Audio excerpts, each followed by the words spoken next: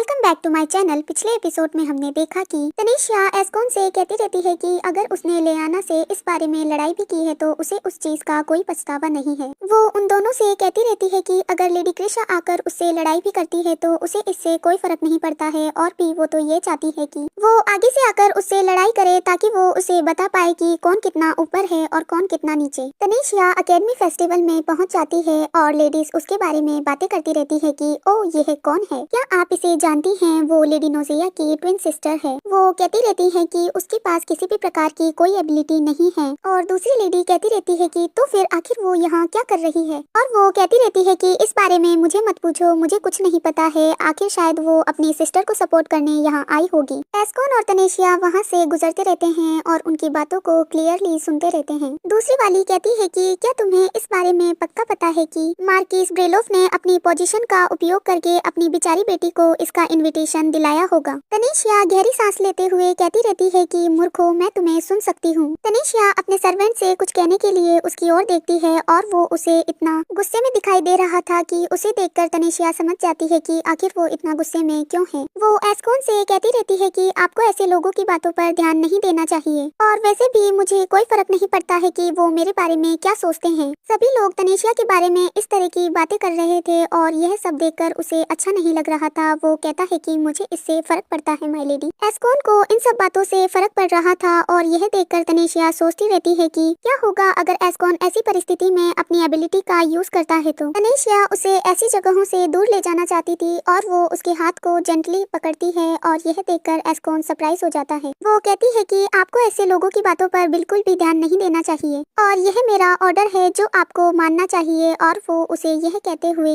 वहाँ से कहीं और ले जाती है। वो वहाँ से चलते हुए कहीं और आ जाते हैं जहाँ कोई भी लोग नहीं होते हैं, और यह देखकर तनीषा उससे कहती रहती है कि हम यहाँ किसी और की बातों को नहीं सुन पाएंगे, है ना। तनीषा उसके हाथ को छोड़ देती है और वो अपने हाथ को देखता रहता है। वो हल्का सा ब्लश करता रहता है और उसे कहता है कि यह तो धोखा है माय लेडी। यह सुनकर तनीषा सरप्राइज हो जाती है और उसकी ओर देखते हुए कहती रहती है कि हम यहाँ इसीलिए आए हैं ताकि हम उनकी बातों को नहीं सुन सके। तो बताओ फिर यह किस प्रकार से धोखा हुआ। यह कहने से एस्कॉन झिझकता रहता है और वो कहता है कि लेकिन मैं इस बारे में बात नहीं कर रहा था। एस्कॉन अपनी मुट्ठी को कसता है और उसे जेंटली देखता रहता है। वो सोचता है कि आखिर किस प्रकार उसकी लेडी ने एक ही पल में उसका ध्यान कहीं और कर दिया है। एस्कॉन गहरी सांस लेते हुए कहता है कि कुछ नहीं माय लेडी, और यह देखकर तनीषा कहती है कि आखिर अचानक से आपके एक्सप्रेशन को क्या हुआ, वो इतने जल्दी कैसे बदल गए, और वैसे भी आपको उनकी हर बात को अपने दिल पर नहीं लेना चाहिए और ना ही उनसे किसी भी प्रकार से नाराज होना चाहिए। तनीषा की बातों को सुनकर एस्कॉन अपने सिर को हिलाता है और वो कहती रहती है कि उसकी वैल्यूज के बारे में कोई और नहीं बता सकता है, वो ही है जो अपनी वैल्यूज को बता सकती है, और मेरे यहाँ होने का मैंने अधिकार अर्जित किया है, इसीलिए मैं किसी को भी अपने बारे में बुरा नहीं कहने दूंगी, और इसीलिए आपको भी मेरे साथ साथ अपने आत्मविश्वास के साथ चलना चाहिए। एस्कॉन उसकी बातों को सुनकर उस पर गर्व महसूस करता है और वो कहता है कि मुझे लगा ही था कि आप ऐसा ही कहेंगी माय लेडी, और मैं समझ गया। यहाँ से सीन शिफ्ट हो जाता है और एक बड़ा सा मैजिकल डिवाइस बताया जाता है जिससे कि प्रतियोगिता शुरू होने से पहले सभी प्रतिभागियों की मैजिकल एबिलिटी को इससे मापा जाता है। पिछले साल के फेस्टिवल और इस साल के फेस्टिवल में यह विभिन्न योग्यताओं वाले लोगों की तुलना और विश्लेषण करने के लिए बनाया गया एक सिस्टम था। नोज़िया अपनी आंखों को बंद करते हुए एक स्पेशल प्रकार के गेट को पार करती है और उस पे एक पर्पल कलर की लाइट गिरती है जिससे कि उसे एक अजीब सी फीलिंग होती है। मैजिकल गेट में पर्पल कलर के स्टोन थे और किसी के गुजरने पर उसकी एबिलिटी के अनुसार उसमें स्टोन शाइन करते थे, और नोज़िया के गुजरने पर उसके सभी स्टोन शाइन कर रहे थे। उसके गुजरने पर सभी स्टोन ग्लो कर रहे थे। यह देखकर सभी लोग बातें कर रहे थे कि उसकी मैजिकल पावर बहुत ही अधिक है, यह तो बहुत ही ज्यादा अविश्वसनीय है। तनीषा नोज़िया की एबिलिटी को देखकर बहुत खुश थी और वो सोचती रहती है कि नोज़िया को सर्वोच्च क्षमता वाले लोगों के रूप में चुना गया है। लोगों की बातों को सुनकर नोज़िया सरप्राइज होती है और हल्का सा एम्बेरस फील करती है, और तनीषा सोचती रहती है कि उसे अपनी छोटी बहन पर बहुत गर्व है।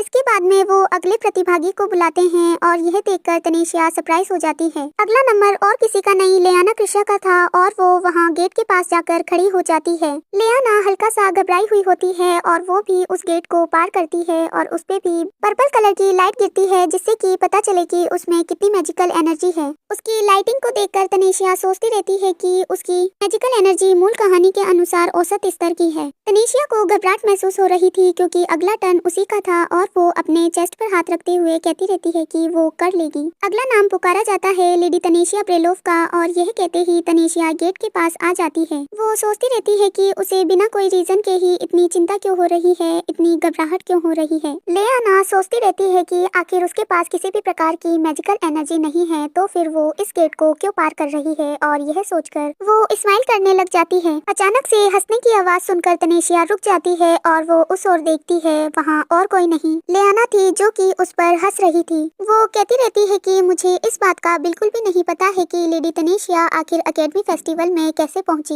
लेकिन क्या उसकी माप का परिणाम स्पष्ट नहीं है। यह सुनकर लोग हंसने लगते हैं और कहते हैं कि हाँ, यह तो जानते हैं, क्योंकि लेडी तनेशिया के पास किसी भी प्रकार की एबिलिटी नहीं है ना, तो फिर आखिर हम उसकी मैजिकल एबिलिटी को क्यों माप रहे हैं। अचानक से नोज़ेया वहाँ आ जाती है और उनकी बातों को सुनकर कहती रहती है कि आप लोग इस तरह की बातें क्यों कर रहे हैं। तनेशिया ने अपनी एबिलिटी की वजह से इस कंपटीशन में पार्टिसिपेट नहीं किया है और इसीलिए यह तो तय है कि उसके पास किसी भी प्रकार की मैजिकल एबिलिटी नहीं है। वो गुस्से से कहती रहती है कि यह पहली बार नहीं है कि मैजिक के अलावा किसी और क्षेत्र की प्रतिभा होने के कारण वो इस एकेडमी फेस्टिवल में भाग ले सकते हैं, और यह सब जानते हुए भी आप इस तरह की बातें कैसे कर सकती हैं। नोज़ेया को उसके पक्ष में बातें करते हुए देखकर तनेशिया खुश होती है और वो उससे कहती है कि नोज़ेया, आपको अपने आप को शांत रखना चाहिए और सब ठीक है। तनेशिया हल्का सा घबराई हुई थी, लेकिन उसे यह करना था और वो आगे बढ़ते हुए कहती है कि अब मुझे आगे बढ़ना चाहिए और इसमें जाना चाहिए। तनेशिया मैजिकल गेट को पार कर लेती है और उस पर किसी भी प्रकार की लाइट नहीं गिरती है। तनेशिया को पता था कि उस पर किसी भी प्रकार की लाइट नहीं गिरेगी क्योंकि उसके पास किसी भी प्रकार की एबिलिटी नहीं है। यह सब देखकर लेआना कहती रहती है कि यह कितनी आश्चर्य की बात है कि उसके पास किसी भी प्रकार की मैजिकल एबिलिटी नहीं है, और उसकी बातों को सुनकर आसपास के लोग भी उस पर हंसने लगते हैं। वो कहती रहती है कि यह कितना स्पष्ट परिणाम है, और तनेशिया उसकी ओर देखकर स्माइल करती है क्योंकि उसने अपना पहला टास्क कंप्लीट कर लिया था। यह देखकर लेआना सरप्राइज हो जाती है और वो सोचती रहती है कि आखिर यह क्या था, आखिर उसने उसकी ओर इस तरह से स्माइल क्यों की।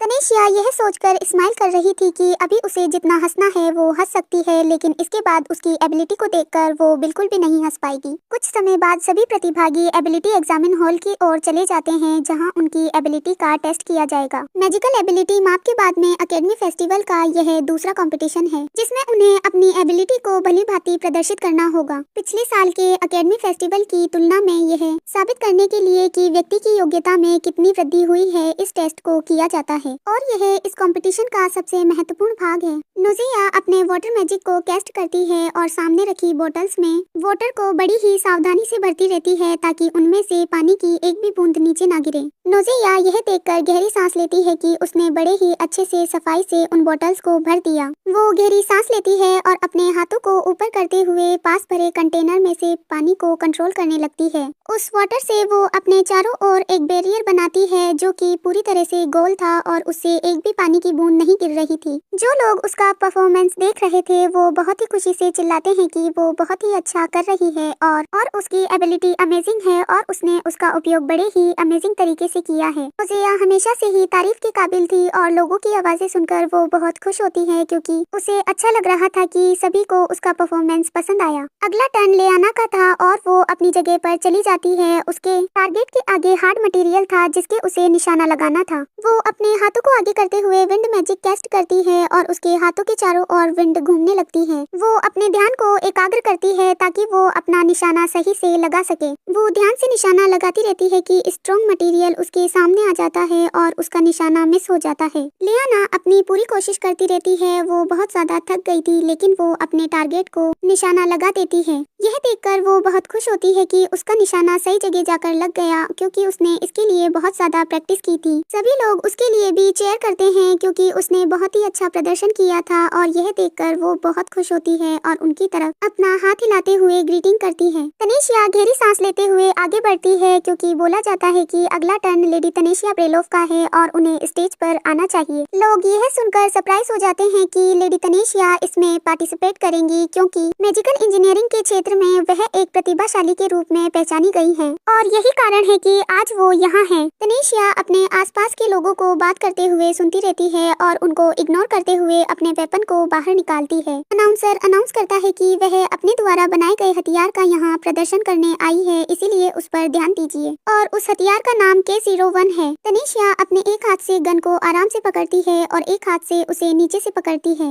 और वो अपने फिंगर से ट्रिगर को दबाने के लिए बिल्कुल तैयार रहती है। एक जजेस कहता है कि यह हथियार कितना छोटा सा है और दूसरा वाला कहता है कि मैंने सुना है कि उसने इसमें महंगे वाले 2 मैजिकल स्टोन का उपयोग किया है, लेकिन मुझे इस बात का यकीन नहीं है कि उसमें किसी प्रकार की पावर होगी। वो कहते रहते हैं कि ब्रेलोव परिवार ने आखिर एक अयोग्य व्यक्ति को भाग लेने की अनुमति कैसे दे दी और यह सब उसके पिता सुनते रहते हैं और वो चेयर के अपनी उंगली से हल्की सी आवाज करते हैं और यह देखकर उन्हें रियलाइज होता है कि वो उनके बगल में ही बैठे हैं। वो उन्हें गुस्से में देखकर डर जाते हैं कि आखिर उन्होंने इस बात पर ध्यान क्यों नहीं दिया कि वो उनके पास में ही बैठे हुए हैं। वो गुस्से से कहते रहते हैं कि मेरी बेटी अपना बनाया हुआ हथियार पेश करने वाली है, तो फिर इस बात पर हर कोई इतना हंगामा क्यों कर रहा है। वो अपने हाथ से इशारा करते हुए जैन को बुलाते हैं और जैन जल्दी से आकर उनसे कहता है कि यस माय लॉर्ड, उन लोगों के नाम कलेक्ट करो जिन्होंने लापरवाही से मेरी बेटी के बारे में गलत जानकारी फैलाई है और एकेडमी फेस्टिवल समाप्त होने के बाद में मैं कानूनी रूप से उनसे निपट लूंगा। वो कहता है कि यस मास्टर, मैं समझ गया हूँ, जैसा कि आप चाहते हैं वैसा ही होगा। जो लोग उसके बारे में बातें कर रहे थे वो सोचते रहते हैं कि उन्हें उसके प्रदर्शन को देखने के बाद ही कुछ कहना चाहिए था। दूसरी ओर प्रोफेसर वर्नन अपने ग्लासेस को पहनकर बैठे हुए थे और वो तनीषा का परफॉर्मेंस देखने के लिए बिल्कुल तैयार थे। उन्हें देखकर ऐसा लग रहा था कि वो एक भी चीज मिस नहीं करना चाहते हैं। तनीषा इतनी दूर से उन्हें देखकर सोचती रहती है कि वो यहाँ से भी उनकी उम्मीदों को महसूस कर सकती है। एक व्यक्ति वहाँ आता है और वो उससे कहता है कि लेडी तनीषा, आपको अपना निशाना उस दिशा की ओर लगाना चाहिए और वो कहती है कि मैं समझ गई। तनीषा निशाना लगाने के लिए अपने टारगेट को देखती है और उसे देखकर वो सरप्राइज हो जाती है क्योंकि वो सिंपल सा टारगेट था और उसे यह बहुत ही ज्यादा इजी लग रहा था। वो उस व्यक्ति से कहती रहती है कि क्या आप इतने साधारण से टारगेट से मेरी गन की पावर का परीक्षण करना चाहते हैं, और यह सुनकर वो कहता है कि इसके लिए मुझे माफ करना। वो उसके साथ साथ दूसरा टारगेट और लगा देता है। वो उसके कहने के मुताबिक उसके टारगेट के सामने एक भारी मटेरियल और लगा देता है और यह देखकर तनीषा कहती रहती है कि आखिरकार अब मैं अपने हथियार की शक्तियों को उचित प्रकार से प्रदर्शन करने के लिए बिल्कुल तैयार हूँ। अब वो उसकी पावर को अच्छे से दिखा सकती है। यह देखकर लेआना सोचती रहती है कि आखिर वो इतना भारी टारगेट लगवाकर क्या करना चाहती है, क्या उसे अपनी इंसल्ट करवानी है। तनीषा अपने निशाने को देखकर सोचती रहती है कि उसने इस दिन के लिए काफी मेहनत की है और इसका अब उसे अच्छे से उपयोग करना है और इसका प्रदर्शन करना है। वो कॉन्फिडेंस के साथ अपनी गन को पकड़ती है और शूट करने के लिए बिल्कुल तैयार रहती है। तनीषा अपने ध्यान को एकाग्र करती है और निशाना लगाते हुए ट्रिगर को दबाती है। गन का ट्रिगर दबाते ही उसकी गन के सामने मैजिकल सर्कल उत्पन्न हो जाते हैं और गन की गोली तेजी से आगे बढ़ती रहती है। गोली की तेज स्पीड और फायर पावर से वहाँ अचानक से ब्लास्ट होता है और भारी मेटल चूर चूर हो जाता है। तनीषा अपनी गन के काम से बहुत ज्यादा प्रसन्न होती है और देखती है कि वहाँ किसी भी प्रकार का टारगेट नहीं बचा है। उसे यह देखकर गर्व महसूस हो रहा था कि वहाँ पर इतनी तेज ब्लास्ट होता है कि आग अभी भी जल रही थी। ओलान ब्रेलोव उसके पिता भी यह देखकर सरप्राइज थे क्योंकि उन्हें पता था कि उनकी बेटी जीनियस है, लेकिन वो इतने कम समय में मैजिकल इंजीनियरिंग से इतना पावरफुल वेपन बना सकती है, इसका उन्हें कोई आइडिया नहीं था। सभी लोग उसका परफॉर्मेंस देखकर सरप्राइज थे और प्रोफेसर वर्नन यह नहीं दिखाना चाहते थे कि वो कितने खुश हैं और अपने स्टूडेंट पर कितना गर्व महसूस कर रहे हैं। नोजिया भी अपनी बहन के लिए बहुत ज्यादा खुश थी और उस पर गर्व महसूस कर रही थी क्योंकि उसने इसके लिए बहुत ज्यादा मेहनत की थी। एस्कॉन के चेहरे पर किसी भी प्रकार का एक्सप्रेशन नहीं था क्योंकि उसे पता था कि उसकी मिस्ट्रेस क्या कर सकती है और उसे उन पर गर्व महसूस हो रहा था। लेआना की हंसी गायब हो जाती है यह देखकर कि वो कितना स्ट्रॉन्ग वेपन है। उस वेपन को देखकर वो सोचती रहती है कि आखिर वो कितना सा वेपन है और कितना स्ट्रॉन्ग है। तनीषा इतने पावरफुल हथियार को अपने हाथों में पकड़ते हुए कहती है कि यह वह हथियार है जिसे मैंने बनाया है। Thank you for watching this video. अगर आपको यह वीडियो पसंद आया तो ज़्यादा से ज़्यादा सब्सक्राइब कीजिए और लाइक और शेयर करना ना भूलें।